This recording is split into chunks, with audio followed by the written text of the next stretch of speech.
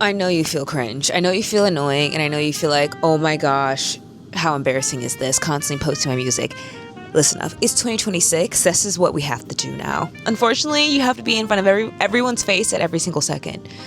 Attention is currency now. That is all we have.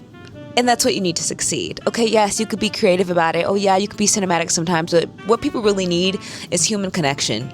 Whether that song brings it to them or whether your personality brings it to them, you showing up is what's going to deliver it to them. Yeah, it's scarier. It's more vulnerable. You're letting people into your inner world, your inner circle, the inner workings of your mind. People are afraid to be perceived deeply. You know, when I release Hissy Fit, I'm like, oh my gosh, people are really going to know that this is how I feel inside. Like I'm this emotionally volatile and I have this hard of a time controlling my feelings. Yeah, I do. I know a lot of you do as well. A lot of us are too worried for our friends from high school, past coworkers. Oh, that lady down the street who sees me sometimes. She's a neighbor.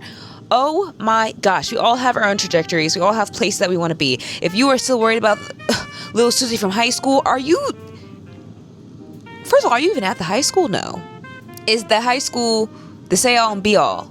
Do you want to be Susie? Is Susie who you're trying to impress? Do you want to swap shoes with Susie? Is Susie going where you're going? No. No. Okay, just because Susie might be posting, oh, she got proposed to, that's her trajectory, that's her life. Congrats, Susie. You're doing something else. You're in a different lane.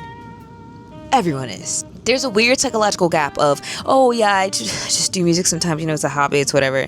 And saying, yeah, I'm an artist. And that transition and claiming that, sometimes you can feel like, are you good? Like, what makes you think you're an artist? If you make art, you're an artist. So what?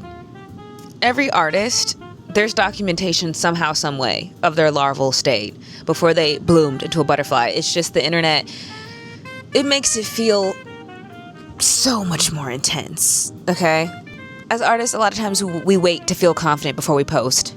But again, does that make sense? Because usually the confidence comes from, oh, it's successful, it's doing well, people are getting it, it has traction, it's viral. So if that's where your confidence comes from, good luck. There's a lot of ego that comes with being an artist too. You want your stuff to be successful, you believe in it, and you see the magic in it, as you should, keep that. But a lot of times that gets in the way because we automatically need that first post to be successful and perception for others. Just because it maybe the mass isn't catching up yet, but you know that stuff's important. You know that stuff's great. You know you put your all into it, and you know you're proud of it. If you're proud of it before you post it versus after, keep that energy.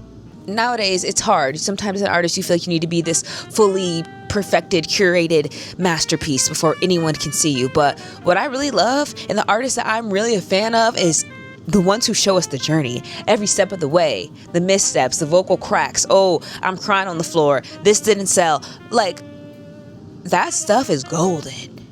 Because listen here, the thing that you're embarrassed to post could be the thing that makes someone feel seen at 2 a.m. about to crash out in their car.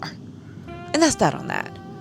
Subscribe because I know you took something very valuable, very important for this. Apply it to your life. And tell me what you learned in the comments. Love you always. Mwah, mwah.